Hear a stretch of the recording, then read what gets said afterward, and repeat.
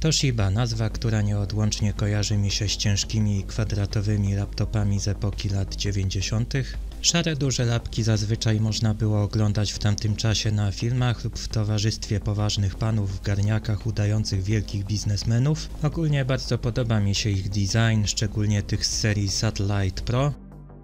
Jeden z tych laptopów z Pentium MMX i Windows 95 już dawno miałem zamiar zaprezentować na kanale.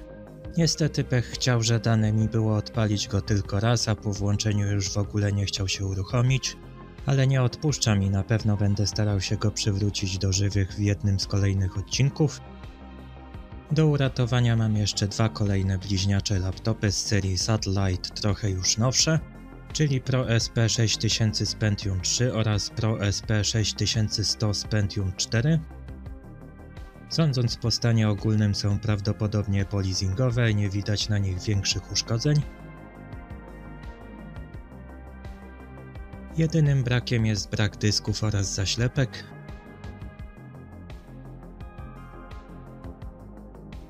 W dzisiejszym odcinku postaram się doprowadzić do stanu używalności model SP6000 z Pentium 3. W tym celu pomoże mi jeszcze jedna Toshiba z tym samym prockiem, a mianowicie model Tecra 8100. Laptop otrzymałem w gratisie wraz z lapkiem firmy Sarasota. Jego odpalenie mogliście zobaczyć na jednym z moich filmów short.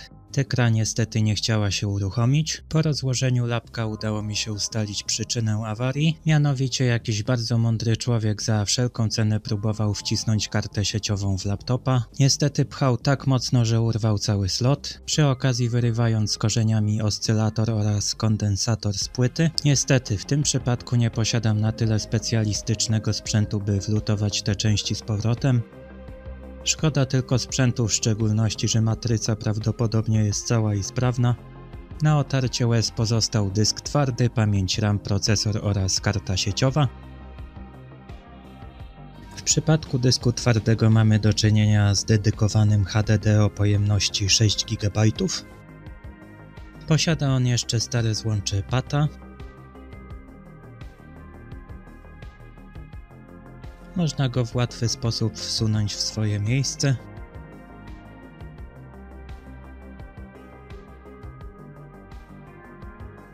Klapa obudowy co prawda posiada pełno rys, ale może część uda usunąć się mokrą szmatką.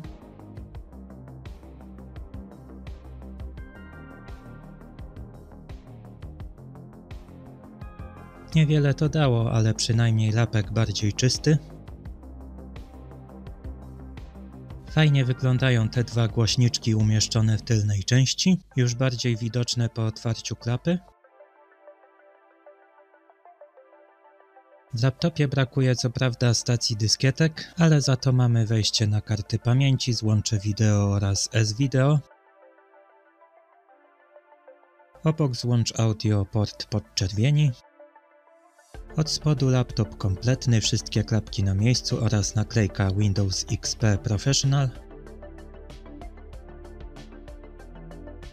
W slotach pamięci jedna kość o pojemności 128 MB, natomiast jeśli wierzyć naklejce jest to aż 128 GB.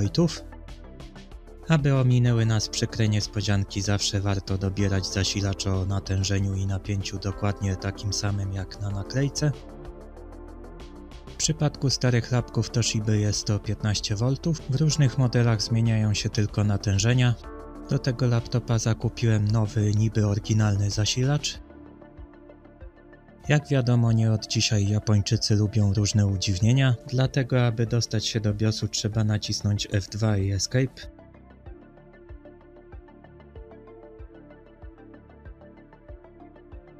Sam BIOS jest bardzo przejrzysty oraz zawiera tylko dwie strony, pomiędzy którymi można łatwo się przemieszczać przyciskami Page Up i Page Down.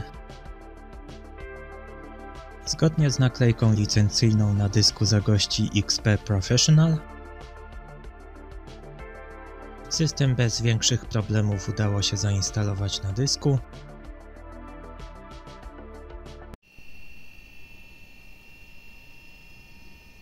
Dysk chodzi jak startujący samolot, no ale taki to już urok tych starych twardzieli. Jeśli chodzi o dźwięk z głośniczków, może nie jest najczystszy, ale da się wytrzymać.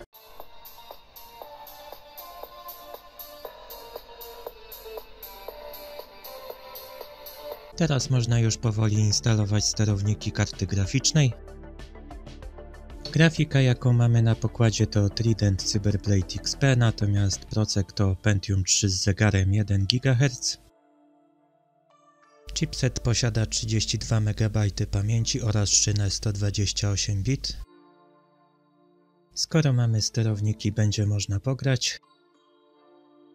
Pierwsza część przygód Gordona Freemana, czyli Half-Life. Gra oprócz głównego wątku zawiera 2 dodatki, Opposing Force oraz Blue Shift. Dzięki niewygórowanym wymaganiom grę można odpalić na każdym starszym sprzęcie.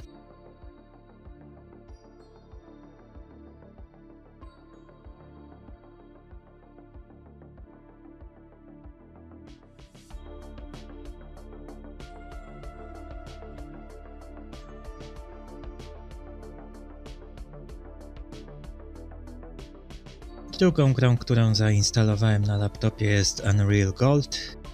Deathmatch, który zawsze przywołuje miłe wspomnienia, szczególnie że spędziło się przy tym tytule trochę czasu i kiedy mam wybierać pomiędzy Quake'iem i Unrealem, to ten drugi zawsze wygrywa.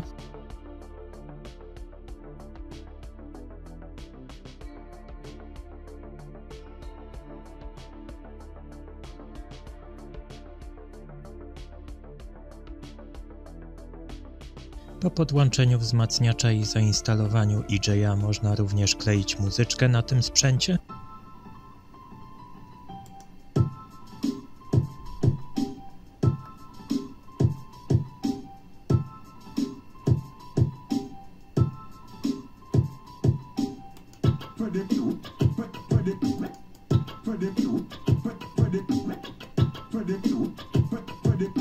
Tak więc pierwszego z bliźniaków SP6000 z Pentium 3 udało się przywrócić do stanu używalności. Fajnie, że laptop okazał się w pełni sprawny i oprócz braku zaślepki jest cały. Już niedługo będę się brał za uruchomienie SP6100 z Pentium 4, ale na tym nie koniec, bo po drodze będę miał więcej lapków do zaprezentowania. Oczywiście nie zapominam też o komputerach. Kończąc dzisiejszy odcinek, dziękuję za obejrzenie, trzymajcie się, cześć!